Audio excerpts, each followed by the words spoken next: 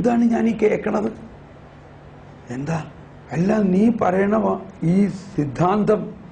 ഞാൻ പറയണ എന്റെ സിദ്ധാന്തമല്ല, കത്തോലിക്ക സഭയുടെ ഒഫീഷ്യൽ ടീച്ചിങ് ആണ് ഇതെല്ലാം പറയണത്. ഈശോമിശിഹ പറഞ്ഞ ഇത് കേൾക്കുമ്പോൾ എനിക്ക് മനസ്സിലാവുന്നത് ഒരു വലിയ പൊളിച്ചുപണി ആവശ്യമുണ്ടല്ലോ എന്നാണ്. അത് ശരിക്കും മനസ്സിലായി. എനിക്ക് ഈ ധ്യാനം ഒന്ന് ശരിക്കും കൂടണം.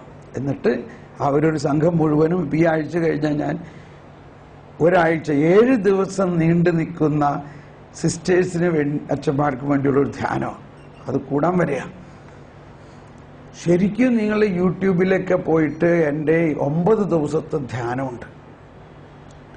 അത് ഡൗൺലോഡ് ചെയ്യോ, കുറച്ച് സമയം കേട്ട് അങ്ങനെ അത് മുഴുവനും കേൾക്കുമ്പോൾ മനസ്സിലാവും അടിസ്ഥാനപരമായ ഒരു മാറ്റം നമ്മൾക്കുണ്ടായേ തീരും.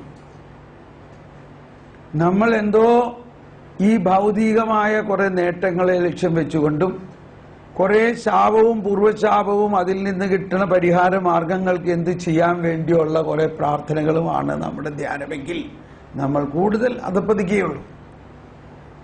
ദൈവം നമുക്ക് തന്നിരിക്കുന്ന ആ ഒരു കല്ല് കണ്ടുപിടിക്കണം.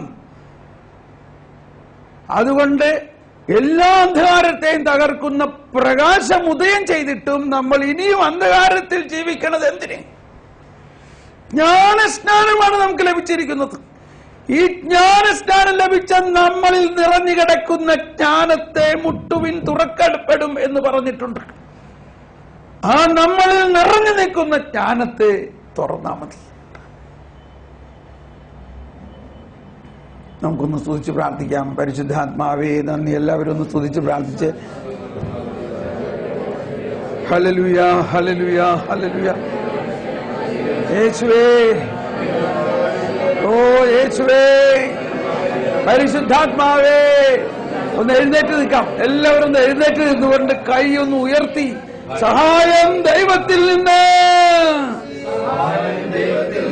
ഒന്ന് സ്തുതിച്ച് പ്രാർത്ഥിക്കുക. പരിശുദ്ധാത്മാവേ, സഹായകനായ പരിശുദ്ധാത്മാവേ, ഓ പരിശുദ്ധാത്മാവേ,